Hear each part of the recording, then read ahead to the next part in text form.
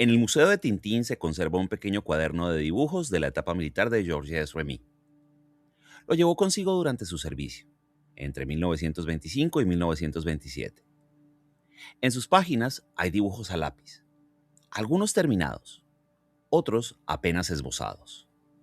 Soldados dormidos durante la guardia, un compañero de camastro leyendo una carta, el oficial de servicio con la barbilla apoyada en la mano. Retratos rápidos, hechos en los momentos de descanso entre maniobras. No hay autorretratos en esas páginas. No hay apuntes sobre sus propios sentimientos. Solo hay otros. El joven Remy tiene 18 años cuando entra al cuartel y no le gusta la disciplina militar. Pero el cuaderno revela una pulsión más fuerte que el aburrimiento: la necesidad de mirar y fijar.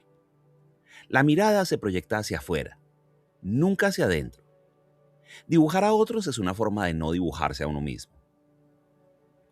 Antes del cuaderno militar había existido Totó, un personaje scout que Remy creó para la revista Le Boy Scout Belge en 1926.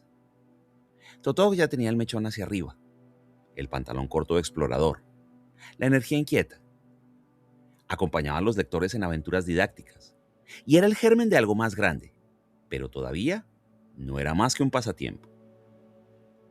En el cuaderno militar, en cambio, hay un salto. Remy no dibuja para entretener a los niños, dibuja para registrar, para entender. Ese gesto de apuntar, de fijar la realidad en el papel, también es un gesto de distancia.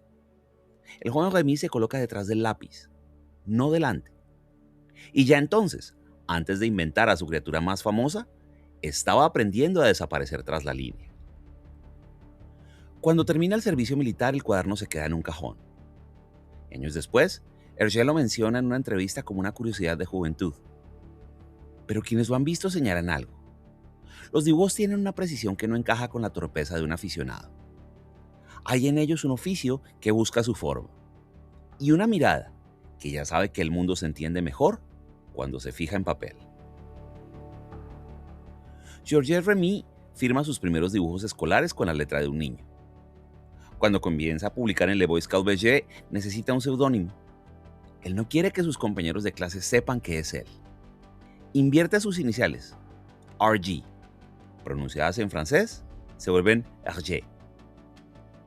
Un nombre que es un espejo deformado. Remy no escoge un seudónimo que lo eleve o que lo mistifique. Elige el reverso de sí mismo. El acto de firmar al revés sugiere una identidad que solo existe en la inversión, en el desdoblamiento. Hergé es la primera capa de una construcción de sí mismo que va a durarle toda la vida. Detrás del seudónimo, el hombre permanece esquivo. Nadie que lo haya conocido lo describe como un artista bohemio o extrovertido. Benoit Peters, su biógrafo más riguroso, escribe que Hergé era un hombre de una gran timidez, que hablaba en voz baja y que evitaba los conflictos. En las reuniones sociales, permanecía en silencio. Vestía traje y corbata, como un empleado de banco. No alzaba la voz, no gesticulaba. El nombre público se convierte en un refugio. Mientras Tintín ocupa el centro de la escena, Georges Remy se disuelven las siglas. El seudónimo le permite ser quien no se atreve a ser en carne y hueso. Esa es la paradoja de Hergé. Para crear al héroe más seguro de sí mismo del cómic, tuvo que desaparecer primero. En 1928, Georges Remy tiene 21 años y un trabajo en Le 20e Siècle, un diario belga de orientación católica y conservadora. Su puesto es modesto. Se encarga de la sección de deportes. Pero el director del periódico, el abad Norbert Wallet, ha visto sus dibujos y tiene un plan. Wallet es un hombre de convicciones fuertes y métodos directos.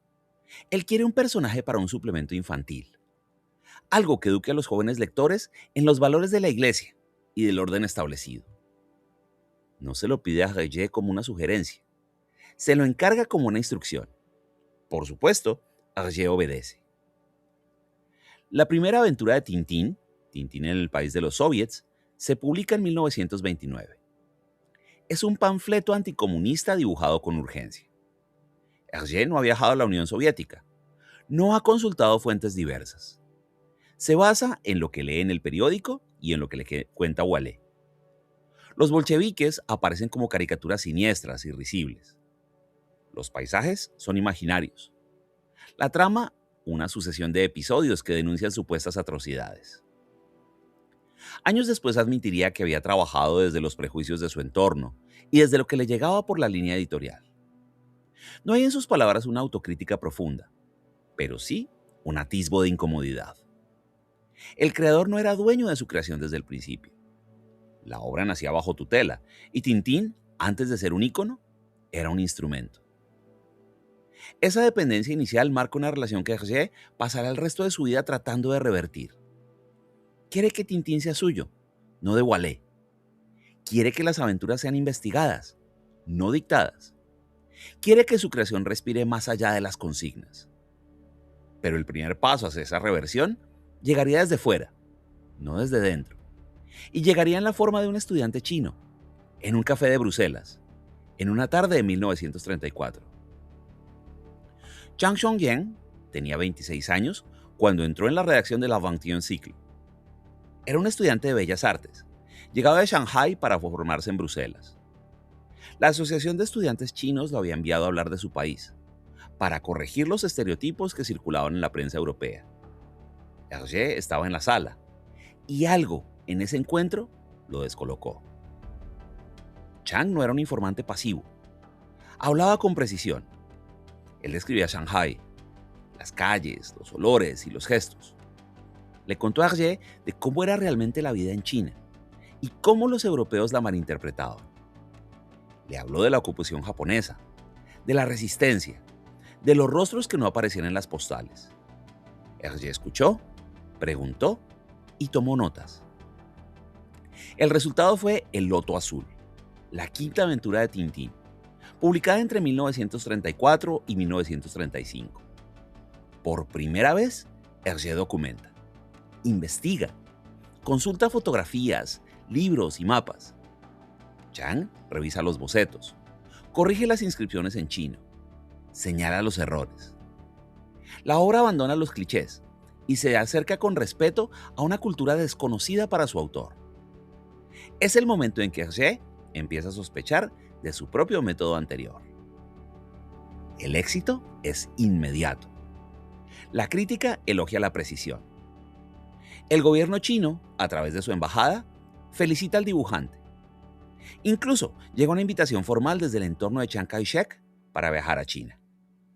Hergé acepta con entusiasmo, pero la guerra que se acercaba en Europa terminó impidiendo el viaje. Hergé nunca pisa China. La precisión de sus viñetas sobre ese país nace de la investigación, pero no de la experiencia. El dibujante que construye mundos con tanto detalle los construye desde el escritorio, no desde el terreno. Y esa es una de las paradojas centrales de su obra. La documentación minuciosa como sustituto del viaje. La línea clara como reemplazo del contacto. Y en los años siguientes, Hergé repetirá el gesto. Dibujar América, África, el Tíbet, la Luna, sin haber visitado ninguno de esos lugares. La obra se convierte en un sustituto de la vida que no se vive. El 10 de mayo de 1940, la Wehrmacht cruza la frontera belga. 18 días después, el rey Leopoldo III firma la rendición. Bruselas está ocupada. Le 20e Cycle cierra sus puertas. Hergé, de 33 años, se queda sin trabajo y sin ingresos. Durante meses intenta sobrevivir con ahorros y con encargos esporádicos, pero la situación es precaria. En octubre de 1940, Le Soir reaparece bajo control alemán. El periódico ha sido confiscado y convertido en un órgano de propaganda, pero también es el principal diario del país, con una tirada que supera los 300.000 ejemplares. Los viejos lectores de Tintín lo buscan, y la demanda es enorme. Hergé acepta publicar en Le Soir. No es una decisión que tome a la ligera, pero tampoco es una resistencia. La decisión mezclaba pragmatismo profesional, necesidad de continuidad y una ceguera política que luego sería imposible de borrar. El contrato le garantiza un sueldo fijo y la posibilidad de seguir dibujando. Y eso, Para un creador que ha construido su identidad en torno al lápiz, es casi una necesidad vital. Durante la ocupación, Hergé trabaja sin pausa. Publica El cangrejo de las pinzas de oro, La estrella misteriosa, El secreto del unicornio. Tintín se convierte en el entretenimiento más popular de la Bélgica ocupada. Pero al terminar la guerra, el precio es alto. En septiembre de 1944, Bruselas es liberada. Le Soir cierra. Hergé es arrestado y acusado de colaboracionismo. Aparecen panfletos con el título Las aventuras de Tintín y Milú en el país de los nazis. Una sátira que lo ridiculiza. Durante meses es interrogado. Su carrera pende de un hilo. El creador que había ridiculizado a Hitler y Mussolini en el centro de Ottokar termina bajo la sombra de aquello que satirizó. No fue condenado por colaboración activa, pero la sospecha pública quedó instalada. Hergé no volverá a ser visto como un creador inocente. La contradicción no admite conciliación fácil. Y en el centro de esa contradicción, Haddock, el capitán más humano de la serie, está a punto de nacer. En 1940, Hergé trabaja en El cangrejo de las pinzas de oro. Es la primera gran aventura publicada durante la ocupación. Una historia de contrabando y de barcos. Hergé necesita un personaje secundario, alguien que acompañe a Tintín en el barco. Y dibuja un capitán barbudo, malhumorado y borracho, y lo llama Haddock. No piensa darle continuidad. Es un recurso, un alivio cómico. Pero algo ocurre en el proceso. Haddock se vuelve necesario. Habla más de la cuenta. Tiene rabias y silencios. Bebe whisky y se arrepiente. Lanza insultos memorables. Bacalao, molusco, cangrejo. Es ruidoso y es torpe y es todo lo que Tintín no es. Haddock se queda, y su permanencia coincide con la llegada de Edward P. Jacobs al estudio de Hergé. Jacobs es un dibujante meticuloso, apasionado y extrovertido. Es todo lo que Hergé no es. Los dos trabajan codo a codo en la posguerra, y Jacobs se convierte en algo más que un colaborador. Es un amigo, un confidente, un apoyo en los años más duros. Cuando Hergé es acusado de colaboracionismo, Jacobs lo defiende públicamente. Lo protege de los ataques. Le ofrece estabilidad emocional en un momento de crisis. Según algunos relatos, Jacobs fue una figura de apoyo decisiva en esos años de hostilidad pública. Y no es casual que Haddock, el personaje más humano de la serie, cobre cuerpo justo en ese periodo. Haddock no es solo un personaje. Es un lugar donde Hergé deposita la emoción que no puede mostrar. Tintín no tiene pasado, ni familia, ni dudas. El capitán, en cambio, bebe y se enfada y duda y fracasa. Tiene un linaje. Los Haddock fueron marinos y él carga con ese peso. Tiene una mansión, el castillo de Moulinsart, que es al mismo tiempo un hogar y una ruina. Tiene afectos, rabias y silencios. La humanidad de la serie no está en el protagonista, está en el secundario, y eso no es casualidad. Haddock aparece justo cuando la serie necesitaba permitirse el desorden. Cuando el trazo de Hergé, tan limpio, empezaba a necesitar una grieta. El capitán es la confesión que Hergé no se atreve a hacer en primera persona. Tintín tiene un rostro reconocible en todo el mundo. El mechón hacia arriba, los ojos redondos, la sonrisa leve. Pero ese rostro no envejece. En 1929, cuando aparece por primera vez, el personaje parece un adolescente o un joven adulto de edad imposible de fijar. En 1983, cuando Hergé muere, sigue teniendo la misma apariencia. Han pasado 54 años y Tintín no ha cambiado. No tiene padres, nadie los menciona. No hay una historia familiar que lo explique. No tiene una pareja, no hay novias, ni esposas, ni sentimientos. No hay hijos, no hay un pasado que lo defina. Tintín existe únicamente en el instante de la aventura. Es un ser sin biografía y sin memoria y sin herencia. Es, en el sentido más estricto, un cuerpo sin vida previa. Esa ausencia de cuerpo y de tiempo es también una ausencia de conflicto interno. Tintín no duda, actúa, no reflexiona, resuelve. Cuando enfrenta un problema, lo analiza y lo soluciona en 3 viñetas. No hay crisis existenciales, ni dudas morales, ni insomnio. Es el ideal de un yo que Hergé no pudo ser. Mientras el dibujante lidia con crisis matrimoniales, acusaciones públicas y una personalidad hermética, su creación flota inmune a todo eso. La línea clara del dibujo es también una línea clara del alma. No hay sombras, no hay matices, no hay grietas. En 1981, 2 años antes de su muerte, Hergé concedió una entrevista en Numa Sadul. Habló de Tintín con una mezcla de afecto y distancia. Y dijo: Tintín no soy yo. Tintín es el joven que me hubiera gustado ser. Esa frase, breve y sin énfasis, resume la relación entre el creador y la criatura. Tintín no es un reflejo, es un deseo. La perfección de Tintín es el negativo de la imperfección de Hergé. En las viñetas, el sol siempre ilumina. Los personajes caminan erguidos. El mal se vence. El mundo se ordena. Todo lo que Hergé no pudo ordenar en su propia vida, lo ordenó en el papel. Tintín es su versión limpia, su corrección, su fantasía de control. Una línea que no tiembla, trazada por una mano que sí lo hacía. En agosto de 2007, un ciudadano belga de origen congoleño llamado Bienvenu Mbutu Mondondo presenta una denuncia ante el Tribunal de Bruselas. Pide que se prohíba la publicación de Tintín en el Congo, o al menos que se incluya un mensaje de advertencia en su portada. Considera que el cómic, publicado originalmente entre 1930 y 1931, hace apología de la colonización y constituye un insulto para las personas negras. En sus viñetas, los congoleños aparecen como idiotas, perezosos e incivilizados. En una escena, una mujer negra se postra ante Tintín y le dice: el hombre blanco es muy grande. El señor blanco es un gran hombre de yuyu. El caso se extiende durante años. En septiembre del 2011 comienza el juicio en el Tribunal Civil de Primera Instancia de Bruselas. En febrero del 2012, el tribunal rechaza la petición de prohibición. Argumenta que ni la historia, ni el hecho de que se haya puesto a la venta tienen como objetivo crear un entorno intimidatorio, hostil, degradante o humillante. Los jueces describen el cómic como lleno de humor gentil y cándido.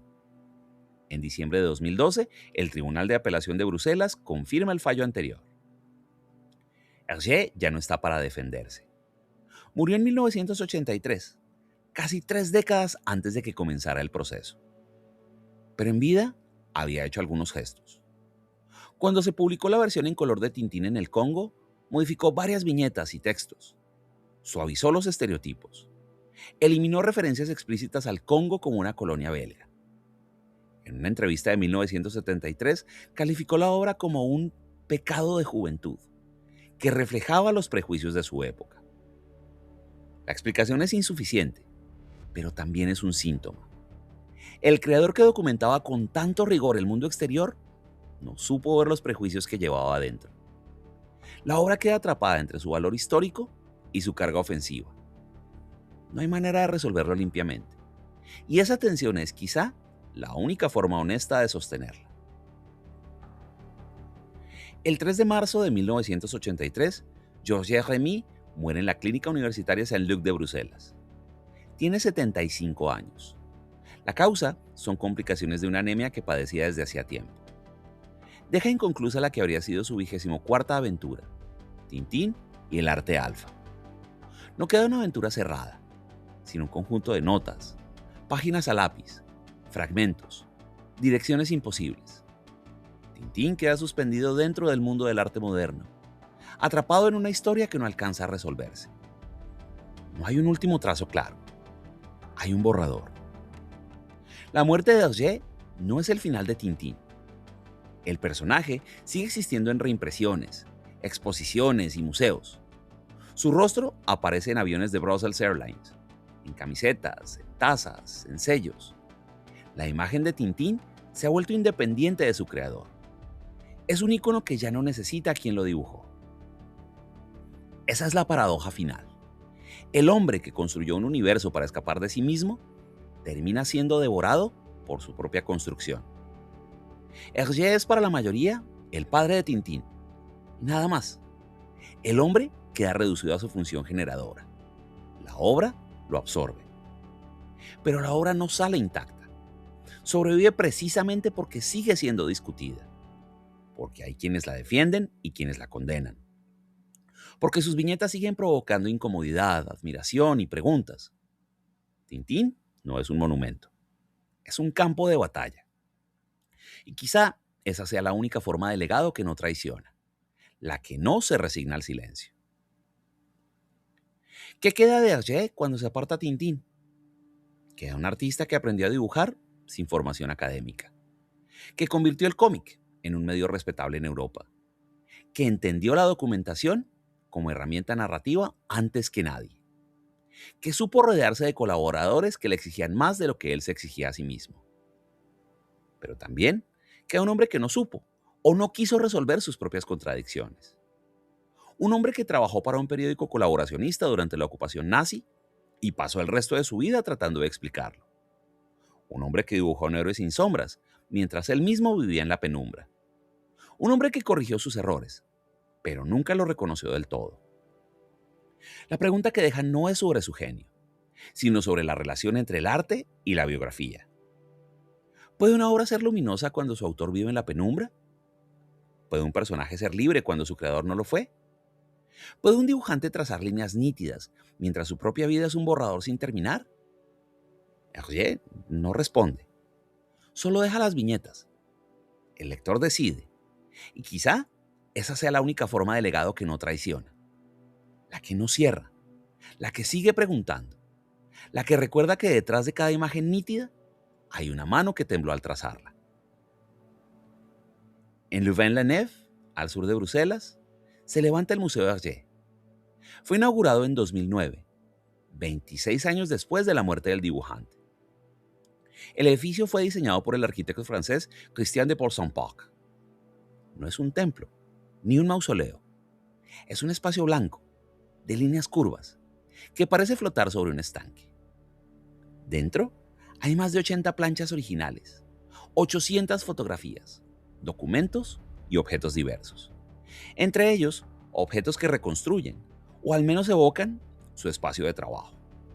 La mesa, los pinceles, los lápices, los archivos. Todo está en orden, como si el dibujante fuera a volver en cualquier momento. Pero no vuelve. La silla está vacía. Los objetos permanecen, mudos, esperando un trazo que no llegará. Tal vez todo estaba ya en aquel primer gesto. Mirar, fijar y ordenar. Un joven que dibujaba a sus compañeros para no dibujarse a sí mismo. Y décadas después el mundo entero miraría sus líneas buscando claridad, aventura, limpieza. Pero la claridad nunca estuvo sola. Alrededor de cada línea había una zona muda.